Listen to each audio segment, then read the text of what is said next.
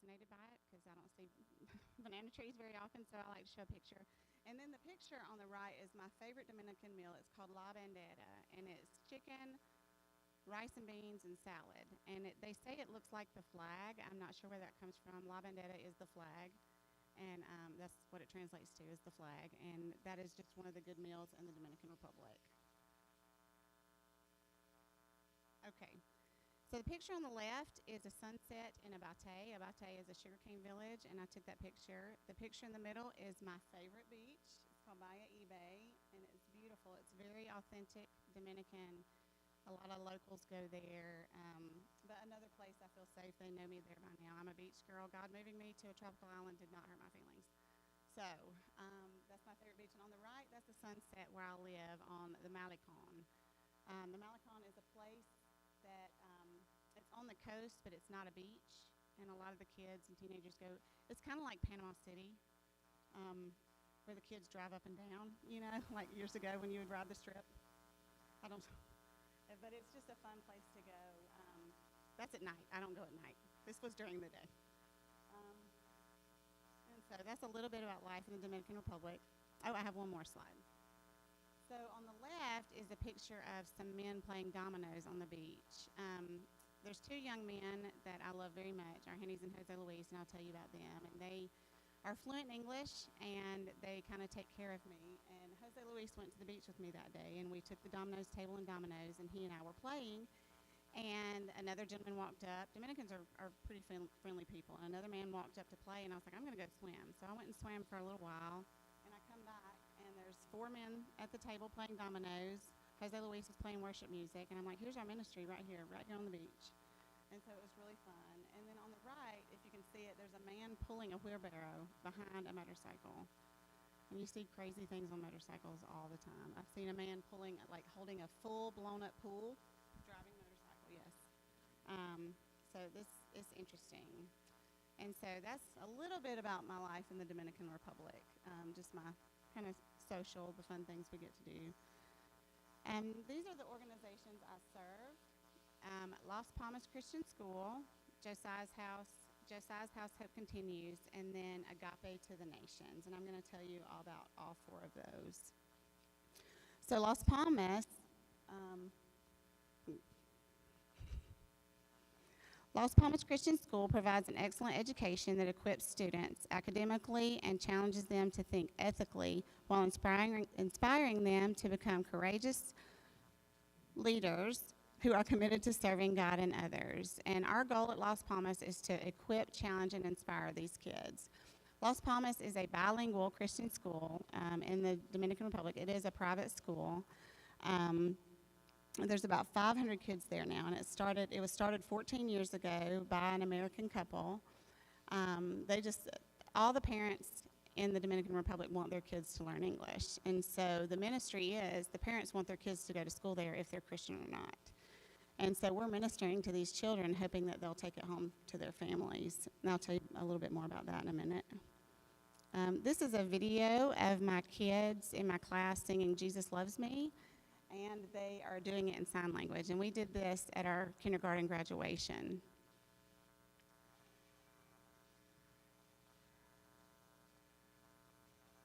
And that's my classroom.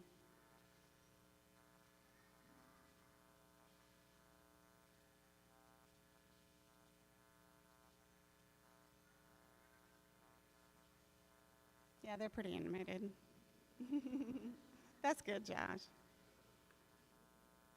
It's really sweet. That was probably 3 months before the graduation. We were just getting started, but it's super sweet just seeing them sing Jesus Loves Me. Okay. Las Palmas exists. This sweet baby, her parents are not believers. They do not believe in God, but that's the example of the parents bringing their kids because they want their kids to get a good education and learn English.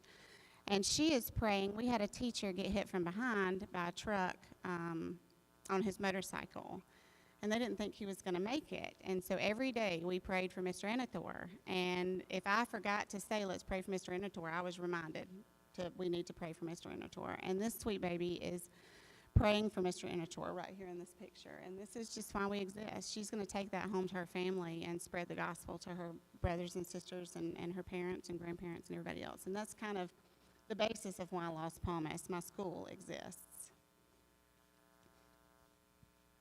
Okay, this is Josiah's house.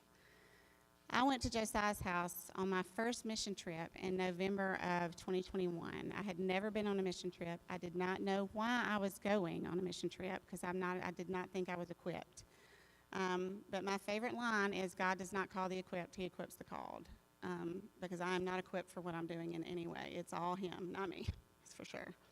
But I went on that mission trip, and it was with a team of counselors for trauma training for the parents. I was like, why am I going on this? This is crazy. And I get there, and they're like, Holly, you're going to play with the kids while they do the trauma training. And I was like, all right, I see you. I see you. And my life was forever changed that week. If you had asked me before November of 21 if I would move to a foreign country as a missionary, and most of you in here probably know that this is very true, I would have respectfully laughed, like, no, God would never want me to do that. There's no way. But he did, and here I am, and I'm happier than I've ever been. He calls the equipped. He doesn't call the equipped, he equips the called. But Josiah's house is a family-style children's home, and there's 4 houses, 2 girls' houses and 2 boys' houses, and they each have a set of Christian parents, and those parents take them to church. They function as a family. And they go to church together. They eat dinner together. They do chores together. They go to the beach together. They do everything like a normal family would. And that's so that these kids can see how a Christian family should function. And so obviously the prayer is when they grow up, they will have a good Christian marriage with a good Christian home. And Josiah's house was my church's ministry, or is my church's ministry. My church is in Franklin, Tennessee, my home church. And they started this ministry about 14 years ago. A man saw a need in the Dominican Republic for a boys' home. There were girls' homes, but there weren't any boys' homes. So he found land and started this home. And Josiah's house got its name by our founding pastor. My church's founding pastor, and his name was Steve Berger, and he had a son, Josiah, who was killed in a car accident at 19 years old, and Josiah loved missions. And so the man that started the ministry went to the pastor and said, we want to name it Josiah's house. And so that's how it got his name, because Josiah Berger just loved missions and loved kids, and that's the name. When I spoke the other night, somebody asked me, where did it get its name? So I didn't want to forget that part.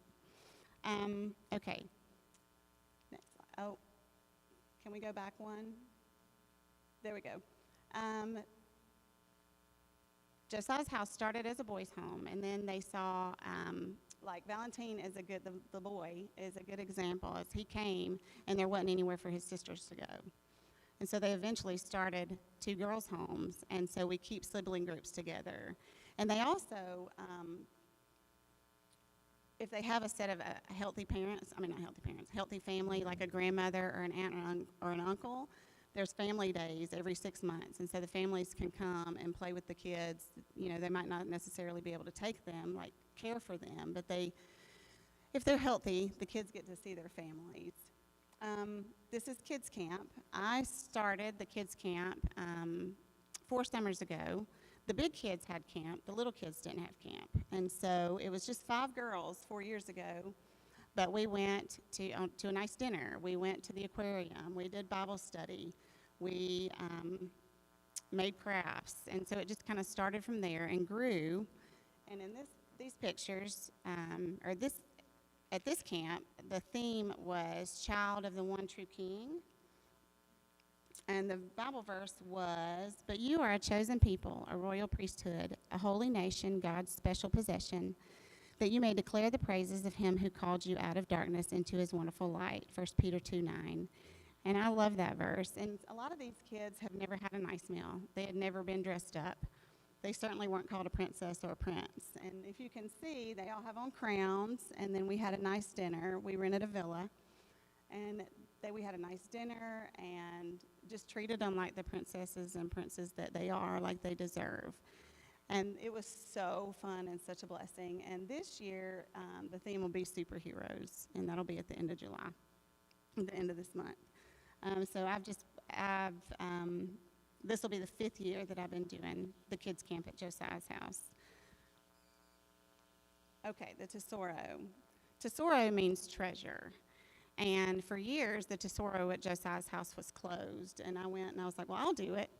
And so we opened it back up, and the kids get rewards for learning a Bible verse, making good choices, doing a random act of kindness, making good grades. There's all kinds. They can get up to 10 every week, and they can come every Wednesday afternoon. They're probably there right now. They are. They're there right now. And they can get, there's jewelry, there's crayons, there's coloring books, sometimes there's clothes, whatever I can take back in my suitcase that'll fit. Ma'am? Yes, in my 3 suitcases. Play-Doh. It's really fun. It is such a privilege to get to do this. Life doesn't get much better. And that picture on the right of those 2 little girls, I just love that picture. They're looking in the window at the tesoro, and it's such a privilege. But that's at Josiah's house. Sorry, it closed. Okay, so hope continues. These are the kids that have aged out of Josiah's house, and the day they turn 18, they have to get out. They have to move out, and they didn't have anywhere to go.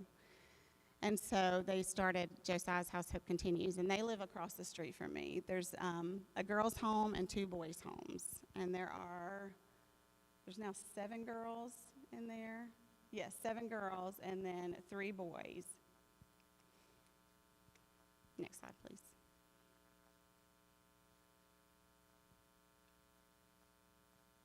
And I don't know that I've mentioned, I don't speak Spanish. So it can be challenging sometimes. And one of those girls in the left picture, one of the girls at Hope Continues, speaks pretty good English. But, love is universal. God, you can share the love of Jesus anywhere you go. It doesn't matter if you speak their language or not. And we play Uno, we eat, we laugh. I did a devotion in Spanish. It took me a long time to get through it, but I did it. And most importantly, they know that God loves them and I love them. And we have the best time. And we play Uno. You don't need language to play Uno. And then the 2 young men on the right are, again, our Hennies and Jose Luis, and they both speak English and graduated from Las Palmas and are a wonderful example of Las Palmas' ministry and Josiah's house ministry.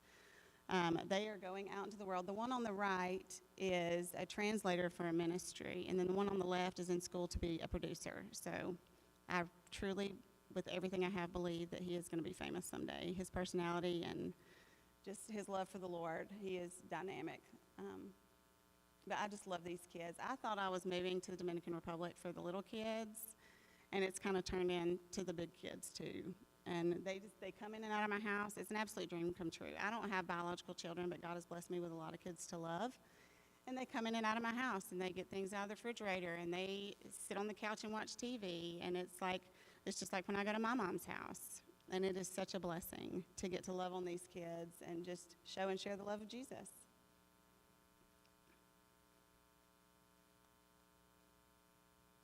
Okay, this is Teo. Next slide. This is Teo. Teo is deaf and mute. It's a video. I'll show it in a second. Teo is deaf and mute, and he is at Hope Continues. He was found in a sugarcane village, and nobody in the village knew. Well, he was found in the sugarcane, close to a village, and nobody in that village knew who he was. And he's mute. He can't tell his story. And so the director of Josiah's house took him and got a bone scan. They thought at the time he was about 21 years old. And he will live at Josiah's house forever. He has his own set of house parents, and people have asked, like, well, is he going to go anywhere? No, he's here. And my prayer is that someday he will speak, and we can hear his story and what he's been through and how God has taken care of him through Josiah's house and that ministry. He does know a little sign language.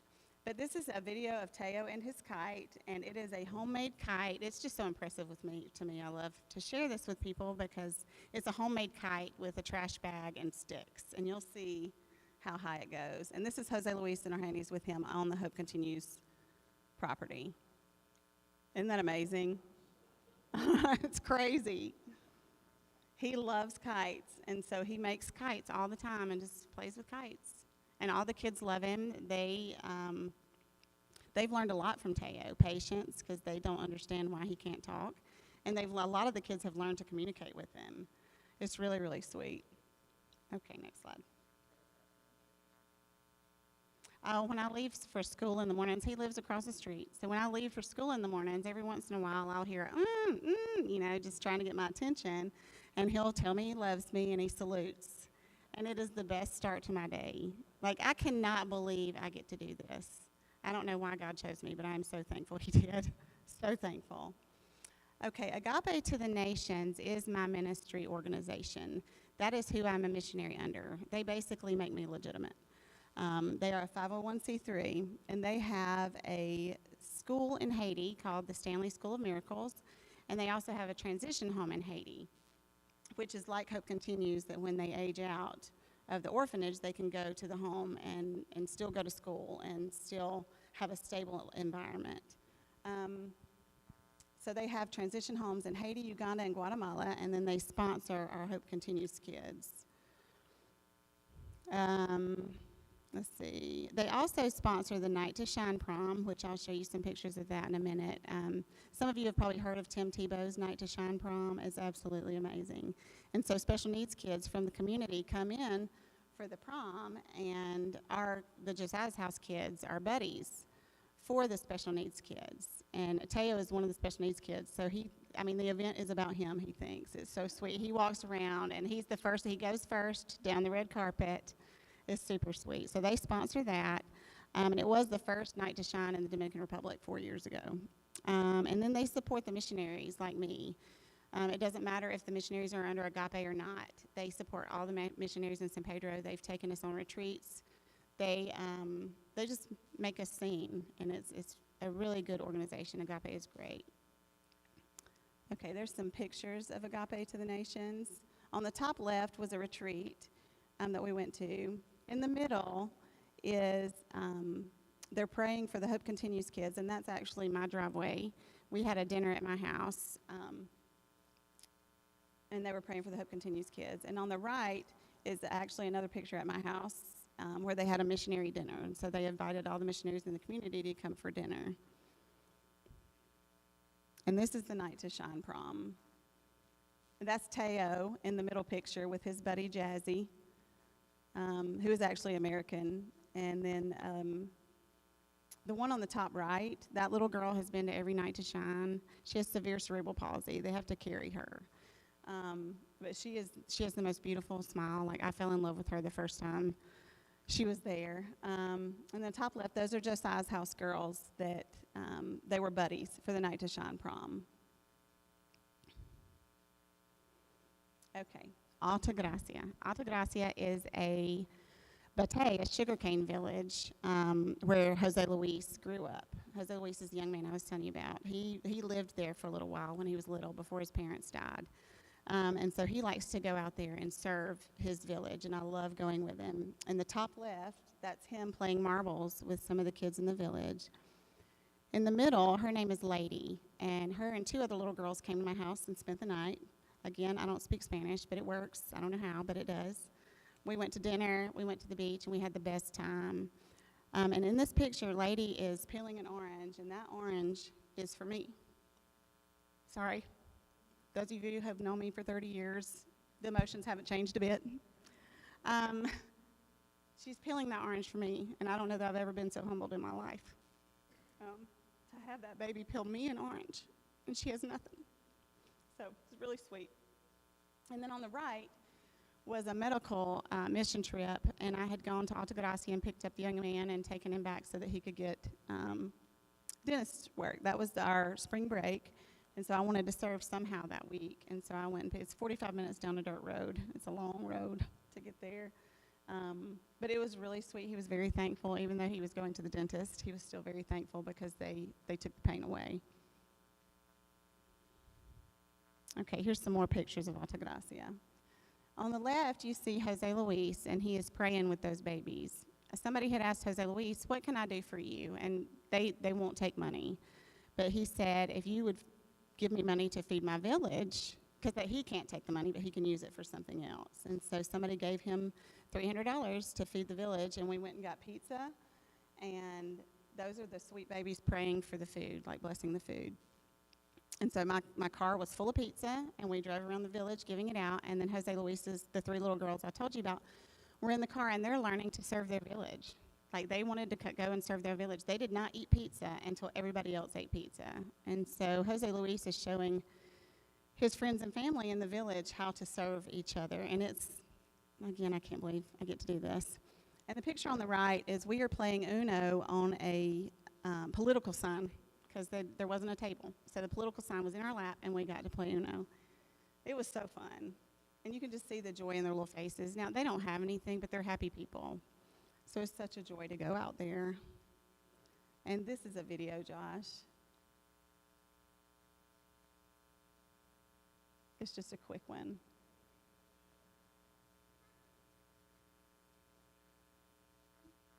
They just love to dance. They're so fun.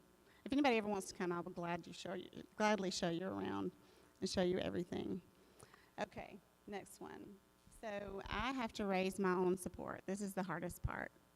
I have to raise my own support to stay in the Dominican Republic. And you can join my team by praying, encouraging, and supporting. I'm going to read this part from a book. It's called The God Ask by Steve Shadrach. And Kinsley, with my mission organization, asked me to read it, and I'm so glad she did, because it changed my whole outlook on raising support, because it's not for me, it's for God. I'm not asking you for money from me. It takes me out of the equation, so I'm very thankful for that. But this part is the support raiser's role, which is my role. I am simply a mediator seeking to connect his people and his resources with his plan. That takes all the pressure off. The Lord calls some of us to be missionaries in Kenya and some to be campus workers in America.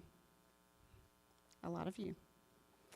Others are supposed to wear coats and ties, spend their days investing funds or buying real estate. Once we realize we're all in the game, it's a fixed result. We all simply play the role God has assigned us, faithfully fulfilling the Lord's purpose in our lives.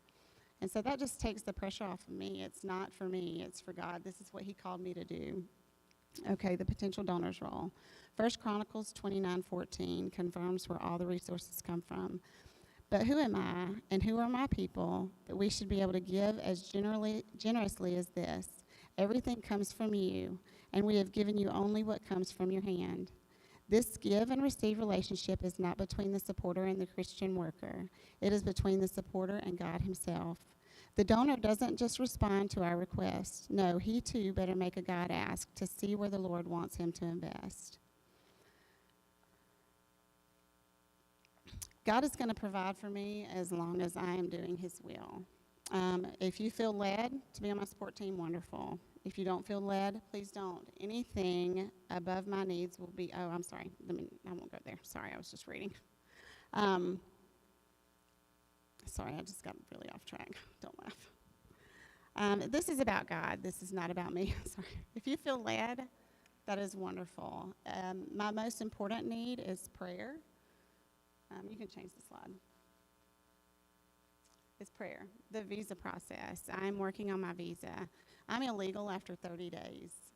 And so really the main consequence is you have to pay taxes when you leave. I had to pay $80 after being there for 6 months when I left the airport.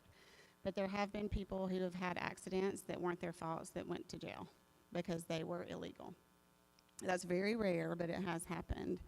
And I've also heard that the embassy won't help you if something happens. I don't know that that's a fact, but I have heard that. And so I do want to get my visa. I am working on it. I went to get my FBI background check while I was here. I've had to get different letters, and it's a process. And then it could not get approved. So really just the visa approval process. Learning Spanish. I have learned a lot, but I still have a long way to go. Building my support team, and that I will always be a light for Christ. That is my biggest prayer for me, because this is a hard job. The kids don't know what I'm saying, and I don't know what they're saying, but it somehow works. I can't explain it, but it works. Again, they know that God loves them, and I love them. And if I see that they're not understanding, I will have it translated. If it's a devotion or something important, like really important. I do have it translated by my assistant. But we get frustrated, and it's like, oh my goodness, I'm frustrated, they're frustrated. Let me push a button and we'll have a dance party, you know. But you just always want to be positive and be a light and not lose my patience, because it happens. Next slide, please. Okay. There is tax deductible, one-time or monthly support through Agape to the Nations. And there's a flyer in the back. And I also have a sheet back there for email addresses if you want my monthly update. While I'm thinking about it, I'm going to tell you that. But there's a flyer over there with all the QR codes and different information, as well as the address to support by check. Okay, next slide, please. There's the QR codes, which are on the paper. Go ahead, Josh. Okay. Therefore, go and make disciples of all nations, baptizing them in the name of the Father, and of the Son, and of the Holy Spirit. This is what we are called to do. We are all missionaries. This is what I tell everybody. I had a friend ask me one time if I was going to like a seminary or anything, and I did go to trainings, I did have meetings, but I did not go to seminary. And I believe with my whole heart that all believers are missionaries where they are planted. God just happened to move me to a different country, you know, thankfully. And I love it. And so I just think that we are all missionaries. And we all need to go out and spread the gospel and build disciples who build disciples who build disciples. I think I had one more verse in here.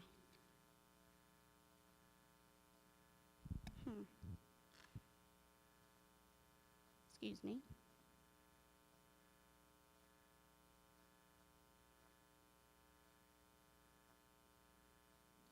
Oh, well, I can't remember. But like I said, we're all missionaries. I love this. I love what I get to do. It is an absolute privilege to love these kids and be loved by them. To be loved by them is the ultimate privilege. Does anybody have any questions?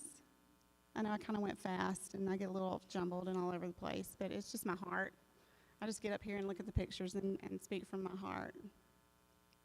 What, Mom? Oh, okay.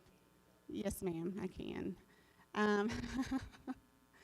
So the first week I was there, and I really never questioned going at all, but it's still hard. It's hard moving to a different country where you don't speak the language, and it's like, Lord, what are you doing? I'm, at the time, 45 years old, and moving to a foreign country and starting over and just having to go out on faith. Well, I had gone to the grocery store with the two young men, and I turned in on our street, and in the back seat, our Henny starts singing this song.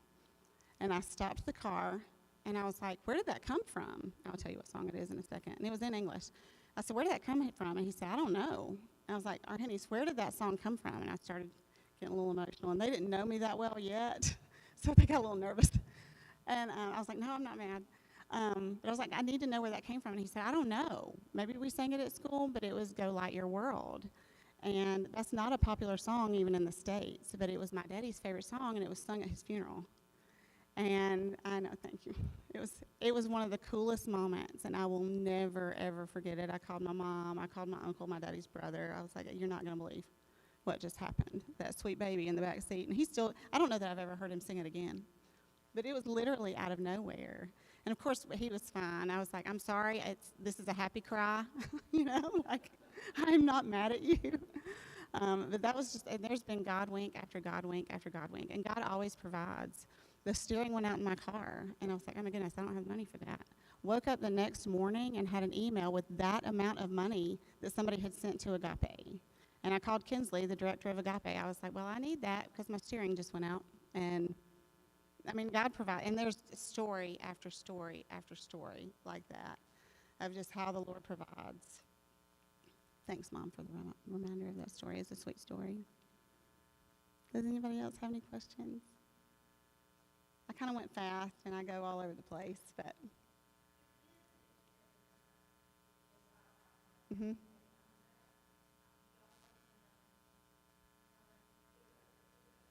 Mm-hmm. Yes, thank you for that question.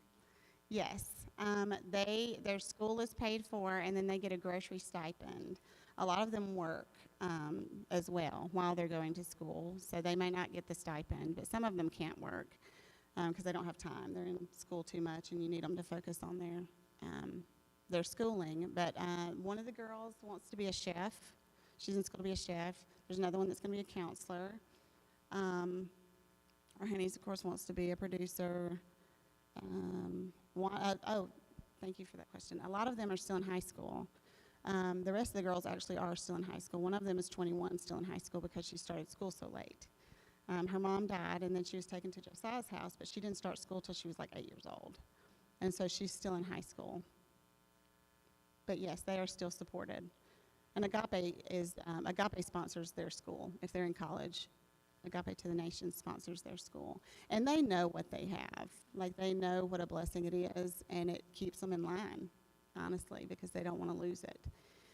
And so they go to church. They do Bible studies with each other. They kind of function as their own little family. It's really sweet. Thank you, Misty. Anybody else? Okay, thank y'all so much for having me. I love my story. Everybody likes to talk about themselves, so thank you for listening. And I just love how God has worked in my life. A little bit of my testimony. In 2015, I woke up one morning and thought, I can't live like this anymore, Lord. Just, if you'll forgive me, I'll stop. And he did. He forgave me. And then I was going to church consistently, but sitting in the back row and wasn't really doing anything. And my daddy went to heaven, and unexpectedly. And I had to drive myself home from Nashville. And I was calling friends, and they were like, pull over, we'll come get you, because I am a daddy's girl. And I say, I am a daddy's girl because I will always be my daddy's girl. And I was like, no, I'm fine. But the point is the peace that God gave me in knowing where my daddy was and that I was going to be fine without him and that my mom was going to be fine. And it was just an unbelievable peace. I was like, Lord, how can I serve you more?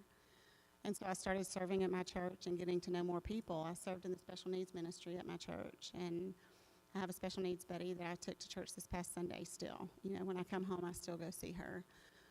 She's 22 now and has autism and just absolutely precious. But I just started serving more, and that's how I met people. And they asked me to go to Josiah's house, and I was like, okay, I'll go. And now look at what God can do. And a lot of you have known me a long time. God's done a lot. So he's done a lot in my life, and I'm blessed beyond measure. And so thankful. And I'm so thankful for everybody that came tonight. My heart is so full, so full. There's a little bit of my testimony. So, any more? Okay, thank you, Miss Connie. Again, the big clock in the back.